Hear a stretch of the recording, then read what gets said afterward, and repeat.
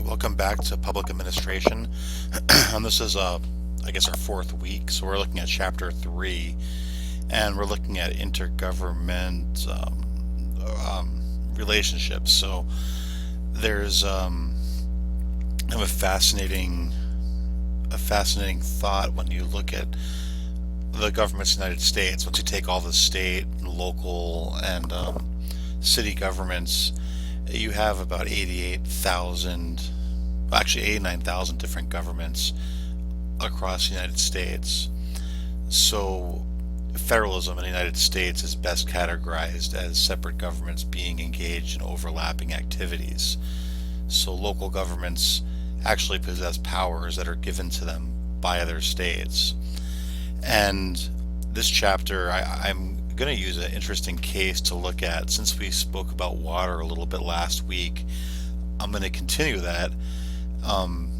So when you look at water, we're going to look at actually New York City's water management facility, and it's actually one of the most studied ones in the world. And you'd think because I'm from New York, I kind of lean towards looking at New York City, but actually I was introduced to this case through a course at Columbia University where they really went into looking at the management of the water in New York, because New York was able to actually receive drinking water without having to filter it. And they have to get that waiver from the EPA. So the EPA determines if you're able to avoid filtering your water.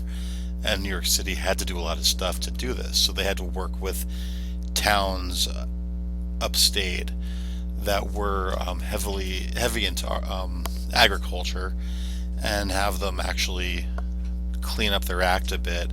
They also had to work with treating water upstate from New York City. So to deliver clean water, they had to clean up the watershed that was feeding their drinking water. And this was done for, actually, oddly enough, pretty much the same reason that Flint switched water supplies, and that was to save money.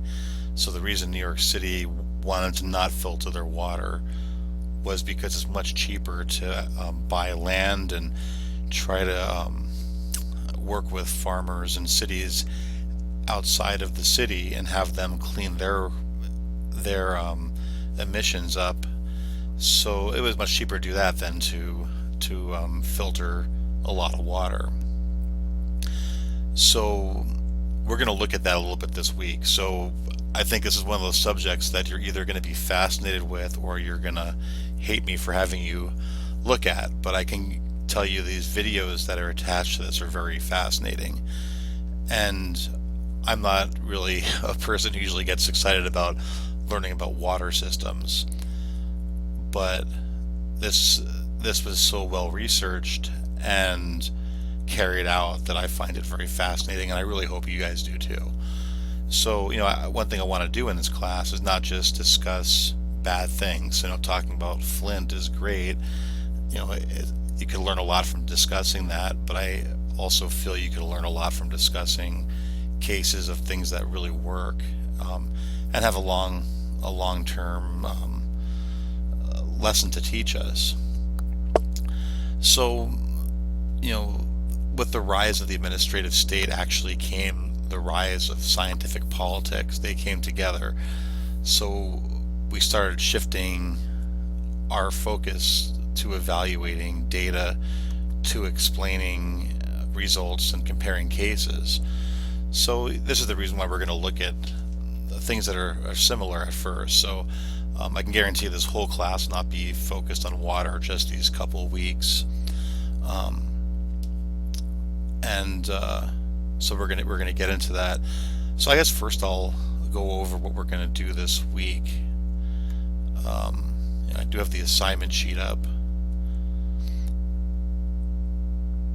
and of course we're gonna start off by having you read the third chapter of your text, and then read your classmates' posts on the policies that you recommended. And for this, I know some of you feel like it's a crazy idea to try to think of one thing you could do to avoid this. But usually when a policy is suggested, there's one suggestion made.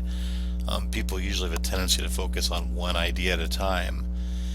And I'm going to actually add a thread on that as well, because one of the policies that usually gets considered is to do nothing at all, and that's sometimes a policy you have to consider. Maybe nothing should be done and everything is fine, but I'm going to put that on there because I want you to discuss these policies that you did put down. And if someone put a policy down that confuses you, ask them to clarify it. So we can clarify things, and at the end of the week, just for the fun of it, I want you to pick one or two of the policies that you think are the best and vote on them. And it's just for fun, but we have the ability to vote on these, and I want to try this out and see how this works, and just kind of see what as a class you guys come up with after you discuss it. So have your 3 discussions on your 3 different days, and maybe next Sunday after you do your posts, go ahead and vote on the 1 or 2 policies you think are the ways that you would think would be the best way to go. And those are anonymous, but it's a fun little thing we can do here.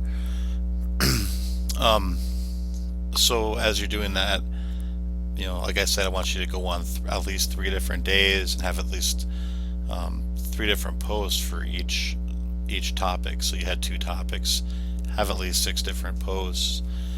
And like I've told people before, the reason I'm doing this is to have you guys have real discussions. It's a pretty common knowledge that the more engaged you are with the class, the more you learn from it. And I can see from your diverse background, you guys have a lot to teach each other and me. So I think we can all get a lot of information off this and have some fun. There's 2 videos I want you to watch. One is Living City, so it's a video from the New York Times, and they do a broad overview of the water system in New York City. The next video is a little longer. It's about 1 hour and 10 minutes, but it's a lecture on a sustainability series. And in that we have Al Appleton, who's a commissioner of the New York City Department of Environmental Protection. So he actually managed the watershed for a while, and he's very fascinating. He's an interesting public administrator. So he made some big decisions to deal with pollution and to save water, but his story is a lot more than just water. He gets into sustainability, having proper distribution. So he looks at it from an environmental justice perspective, as opposed to the environmental racism you see in other places. And he also takes a stance of trying to work in harmony with nature. And he has some interesting points he brings out about managing that water. The first 20 minutes of that video with Al Appleton, there's actually an introductory, and it's Kevin Bone, and he's an architect, but it's important to get the backstory of the water system. It's very complicated, and he goes in depth and explains this. And the thing is, the infrastructure that was required to build this took a lot of bureaucratic planning and a lot of bureaucrats to work on building it. Now there's a lot of bureaucrats who manage the system and maintain it. So I want you to look at these people, because their view of dealing with water is I think it's very unique, especially compared to, let's say, out west, where a lot of our water just comes from a simple well, pretty simple system. They have a very complicated system, and there's a lot of reasons for that. But when you watch it, I want you to take some notes, because it could be a good discussion and a little more positive way to end things than just looking at the problems we see in Flint. When you're looking at the bureaucracies now, I hope you're starting to see bureaucrats in a different light. Last week we had our discussion on the OC, and while you're discussing that, I hope you're shifting your thinking of what a bureaucrat is towards these type of people. Most people who work in bureaucracies aren't lazy, and the truth is most people who are doing bureaucratic work are doing it because they have a real passion for progressively improving our society over time, and they're people who are committed to making this happen. Of course there are some bad apples in the bunch, but you see the same thing in private industry. But in general, I think it's better to essentialize these employees who are working in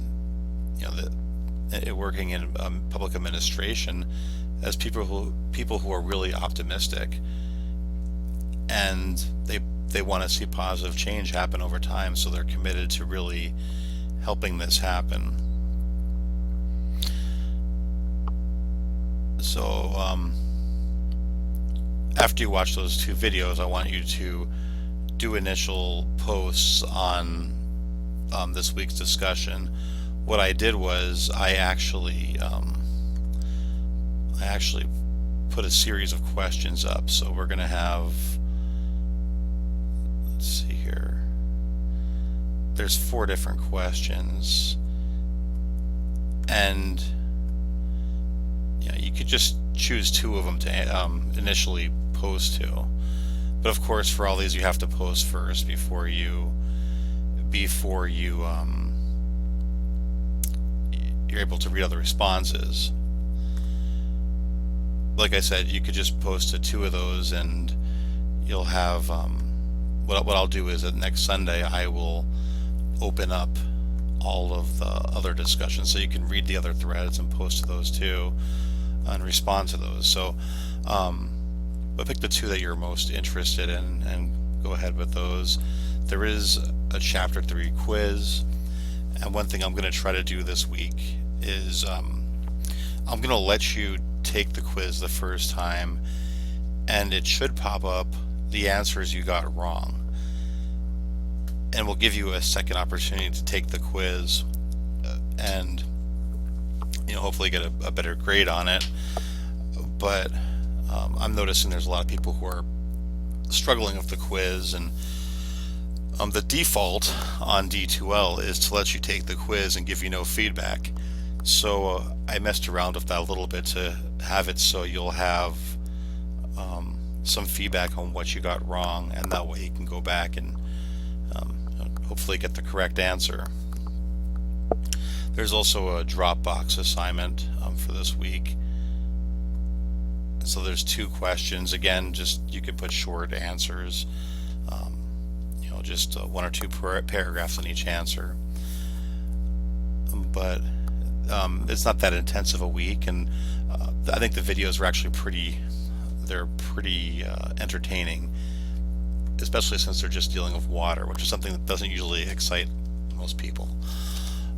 I do want you to feel free to contact me if any questions. If you have a complicated question that you needed answered, or if you're really stumped on something, I could do a telephone conversation